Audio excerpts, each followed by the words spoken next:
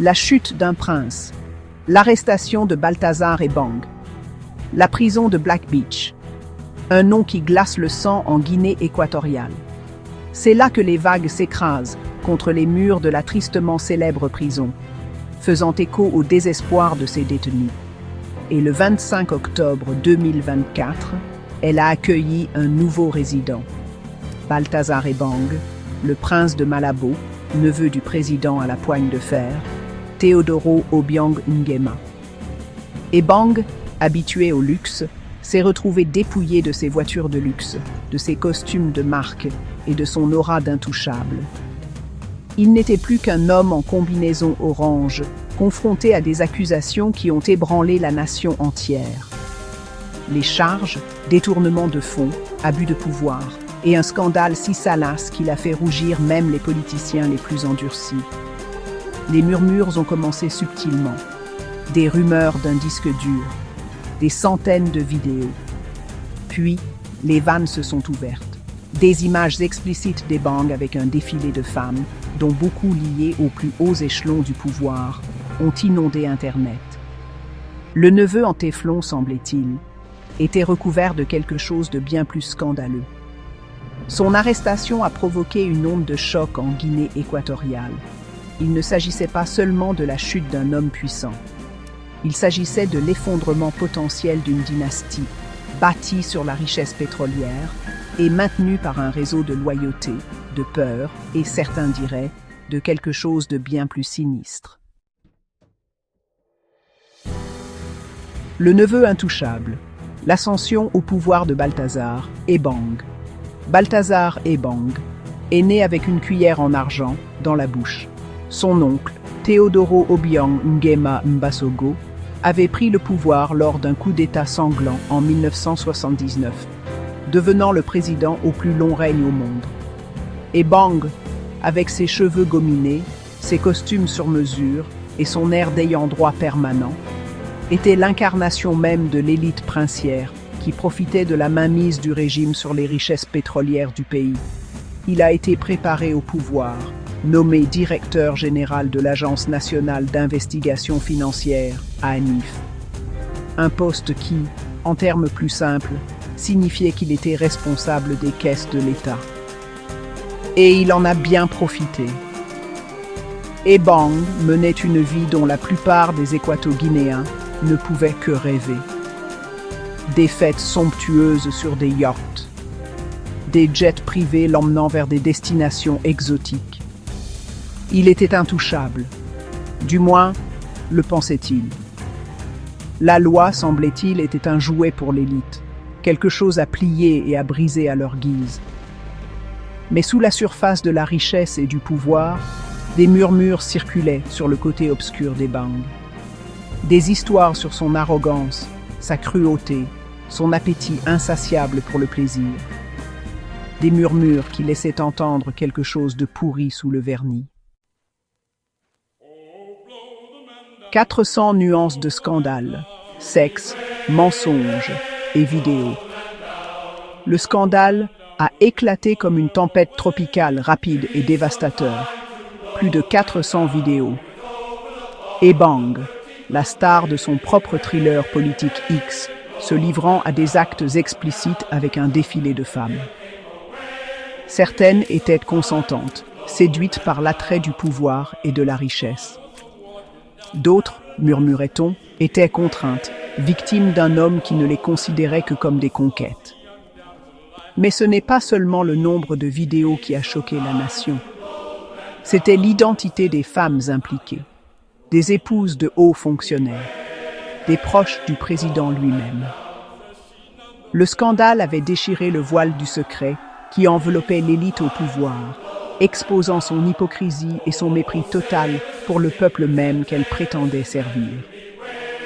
Les vidéos, filmées dans des bureaux, des chambres d'hôtel, même des toilettes de bâtiments gouvernementaux, n'étaient pas seulement des preuves d'infidélité.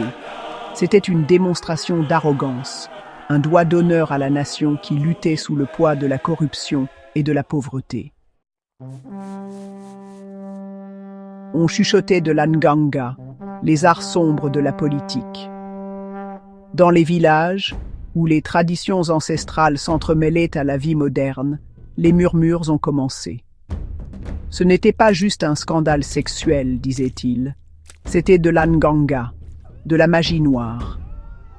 Ebeng, prétendait-il, avait été aveuglé par le pouvoir, égaré par des forces obscures qui lui chuchotaient des promesses de richesse et d'invincibilité. La Guinée équatoriale, malgré toutes ses richesses pétrolières, était une terre imprégnée de superstitions. Les gens croyaient au pouvoir des esprits, aux forces puissantes qui habitèrent les ténèbres, et beaucoup voyaient dans la chute d'Ebeng une histoire classique d'Ibris, celle d'un homme qui avait volé trop près du soleil pour finalement être brûlé par la colère des ancêtres. Était-ce l'Anganga? Ou était-ce simplement la conséquence inévitable d'un pouvoir incontrôlé et d'une culture d'impunité? Quelle que soit l'explication, le scandale avait déclenché une vague de peur et d'incertitude. Le scandale ne s'est pas contenté de révéler les indiscrétions d'Ebeng. Il a exposé les failles au sein de la famille régnante. Les doigts accusateurs se pointaient, des murmures de trahison et de prise de pouvoir résonnaient dans les couloirs du palais présidentiel. Le principal suspect, Teodoro Nguema Obiang Mangue, connu du monde entier sous le nom de Théodorine, le fils du président et flamboyant vice-président de la nation.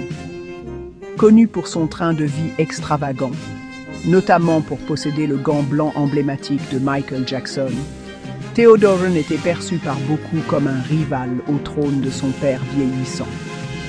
Théodorine avait-il orchestré la fuite, utilisant la chute d'Ebeng pour éliminer un concurrent potentiel, ou s'agissait-il d'un véritable scandale, d'une fissure dans l'édifice du pouvoir qui menaçait de faire s'effondrer toute la dynastie? De Malabo à Manhattan, écho d'excès.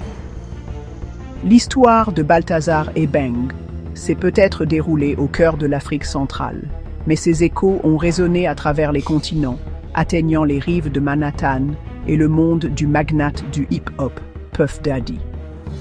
Bien que Puff Daddy n'ait pas été directement impliqué dans le scandale, les parallèles étaient difficiles à ignorer. Les deux hommes, nés dans le privilège, ont amassé des fortunes qui éclipsaient le PIB de petites nations. Tous deux étaient connus pour leur train de vie fastueux, leur entourage, leur penchant pour l'excès. La chute d'Ebeng, comme les scandales qui ont frappé d'innombrables hommes puissants, a servi de rappel brutal. Le pouvoir absolu corrompt absolument. Qu'il s'agisse du neveu d'un dictateur ou d'un magnate du hip-hop, l'attrait de la richesse et de l'influence peut être enivrant, aveuglant même les plus astucieux aux conséquences de leurs actes. Les péchés du père, une crise au sein de la CEMAC. Les répercussions du scandale se sont étendues bien au-delà des frontières de la Guinée équatoriale, provoquant une onde de choc au sein de la communauté économique et monétaire de l'Afrique centrale, ou CEMAC. Le père d'Ebeng, Balthazar Ngonga Edjo-O, occupait le poste prestigieux de président de la commission de la CEMAC. L'arrestation de son fils, associée aux allégations de corruption et de détournement de fonds, a plongé l'organisation régionale dans la tourmente. Des questions ont tourbillonné autour des transactions financières de la famille Edjo-O et de l'utilisation potentiellement abusive des fonds de la CEMAC. Le scandale a menacé de saper la confiance déjà fragile dans l'organisme régional, jetant une ombre sur son avenir. Une nation sous le choc. Le peuple exige justice. Le scandale a déclenché une véritable tempête sur les réseaux sociaux. Les Équato-Guinéens, longtemps réduits au silence par la peur et la répression, ont enfin trouvé leur voix. Des hashtags tels que Ebenggate et Justice pour les victimes sont devenus viraux dans le monde entier, alors que les citoyens réclamaient des comptes et la fin de la culture d'impunité qui gangrène leur nation depuis des décennies.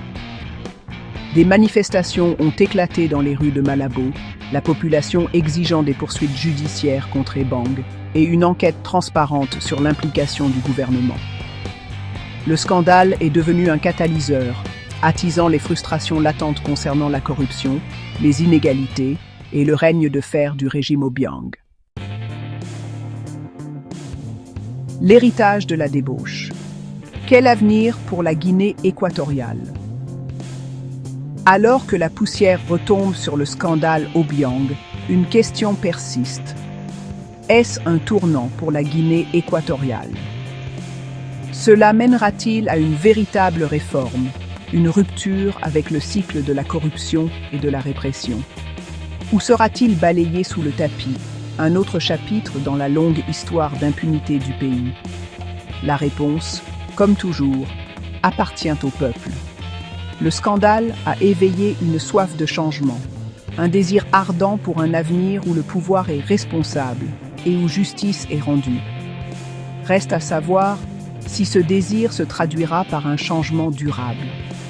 Une chose est certaine, la chute de Balthazar Obiang rappelle brutalement que même dans les recoins les plus sombres de la dictature, la vérité finit par se frayer un chemin. Et parfois, il suffit d'un disque dur rempli de secrets pour faire s'écrouler un château de cartes.